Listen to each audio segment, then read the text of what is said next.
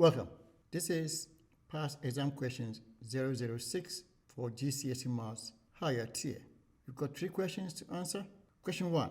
Given that x squared to 5x plus 2 is equal to 1 to 3, find the possible values of x. The best thing to do here is to write the 2 sides of the equation as fractions.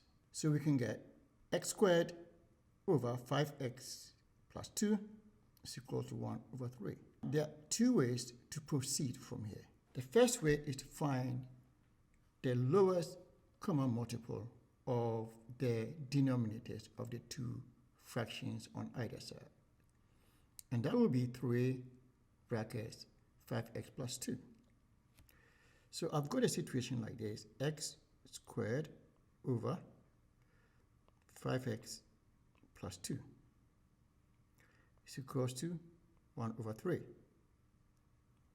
The common denominator for these fractions is 3 brackets 5x plus 2. So if I multiply that side by 5x plus 2, I'm going to do the same thing for this side. So I'll do that. I'll have 3 brackets 5x plus 2. Then this will cancel that, and 3 will cancel 3. So I'm left with 3x squared is equal to 5x plus 2. The other way would be to just cross multiply here.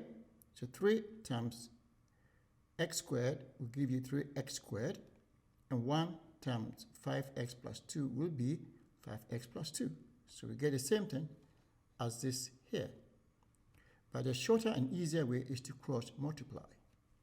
So we get 3x squared is equal to 5x plus 2. Then we rearrange this to get a quadratic equation by taking 5x and plus 2 to the other side. So when we do that, we are going to get 3x squared minus 5x minus 2 is equal to 0. And this is a quadratic equation that we need to solve to get the values of x. Because the coefficient of x squared is not 1, we need to multiply 3 by minus 2 to get minus 6. So we get minus 6. And then we break 6 down into 2 numbers, or 2 factors, that will add to give minus 5. It's going to be minus 6 and 1, because minus 6 times 1 is minus 6, and minus 6 plus 1 is minus 5. We then replace minus 5x with minus 6x plus x.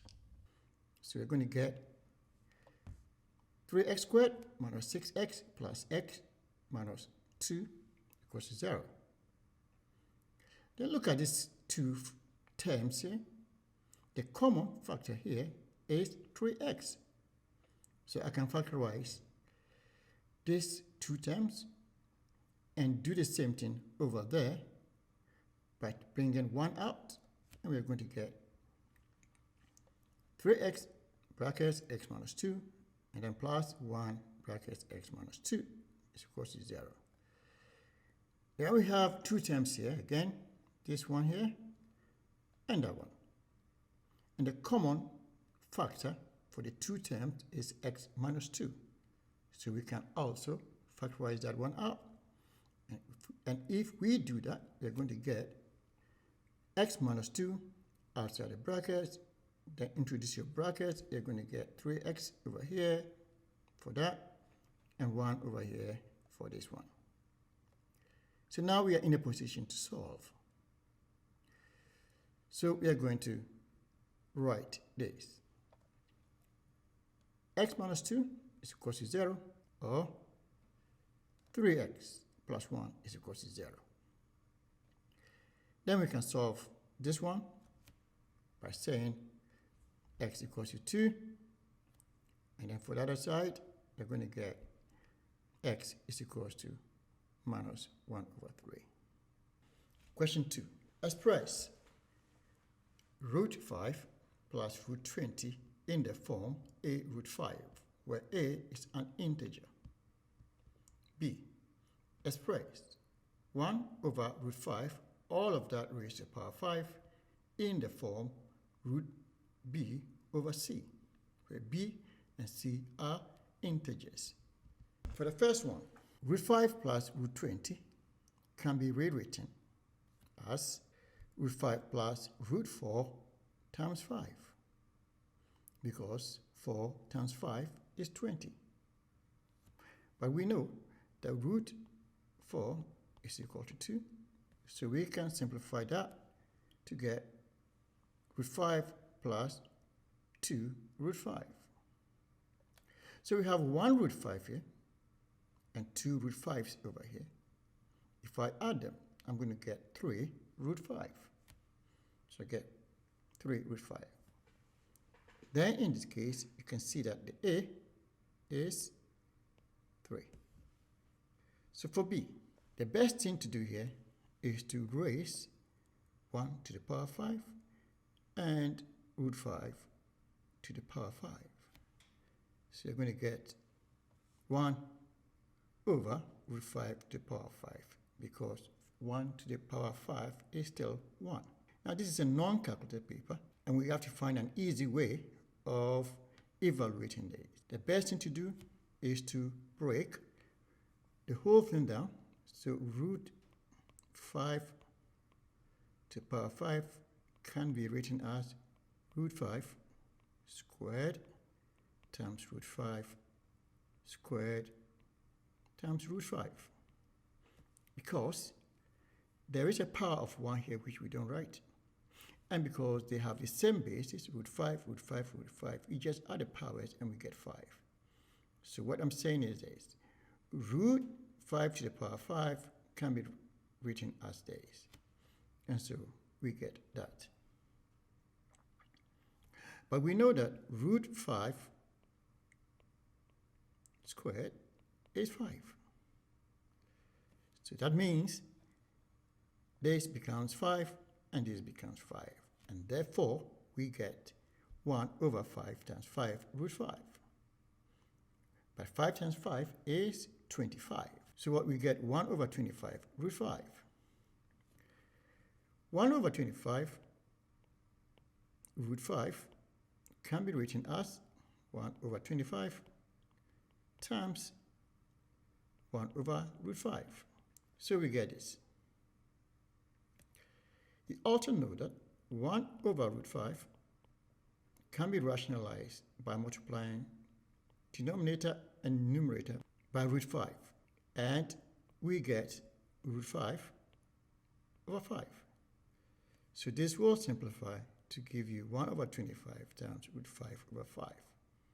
If you multiply out, you're going to get 1 times root 5 is root 5, and 25 times 5 is 125. Now it is in the form required. So you can see that B is 5 and C is 125. Question 3. The function f and h are such that f of x is equal to 2x plus 1 and h of x is equal to x squared minus 3. A. Find the inverse of x. This symbol here means the inverse of x. For B, it says, given that fh of x is equal to 3h f of x, show that 10x squared plus 12x minus 1 is equal to 0. So let's start by letting y equals to f of x, which is 2x plus 1. Then we can take 1 to this side to get y minus 1 equals to 2x. And then we need to take 2 to that side. So when we do that, we're going to get y minus 1 over 2. So we will get x equals to y minus 1 over 2. Then all we do now is to change the y to x and write the inverse function as this. So the inverse is x minus 1 over 2. So for B, let's evaluate first fh of x, which means that I'm going to take h, which is all that, and put it right here where x is. So we are going to get 2. Then instead of the x, we are putting h, which is x squared minus 3 over here. Then we add the 1, which is that. We then expand to get 2x squared minus 6 plus 1. Next, we simplify to get 2x squared minus 5. So we can now go and find that side, h f of x. For h f of x, we are going to lift f of x, which is 2x plus 1, and put it right here. So instead of the x, we are putting 2x plus 1 all squared. Then take away the 3, we get that, and then we expand. So when you expand, you're going to get 4x squared plus 4x plus 1 minus 3. And for those of you who are wondering how I got that, you can do this. 2x plus 1 times 2x plus 1, and then you multiply it out, and you're going to get the same thing as this. Then you take away the 3, which is here, and then you simplify to get 4x squared plus 4x minus 2. So we've got the two functions. Let's go and substitute it in this equation here. So we've got that. We've got this as 2x squared minus 5. We've got the hf of x as 4x squared plus 4x minus 2. So do your substitution, and you're going to get this. We are going to now expand the right-hand side. We are going to get 2x squared minus 5 is equal to 12x squared plus 12x minus 6. We then take 2x squared minus 5 to that side, and we are going to get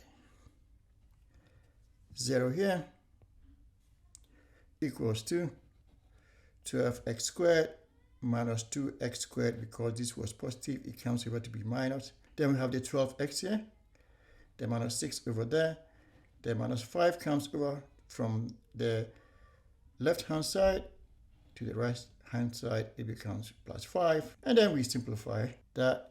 12x squared minus 2x squared is 10x squared, plus the 12x minus 6 plus 5 is minus 1. So we end up with 0 is equal to 10x squared plus 12x minus 1, which implies that 10x squared plus 12x minus 1 is equal to 0. And this is the equation required over here. Okay, this is the end of this set of past examination questions. Thank you again, and I'll see you in the next video.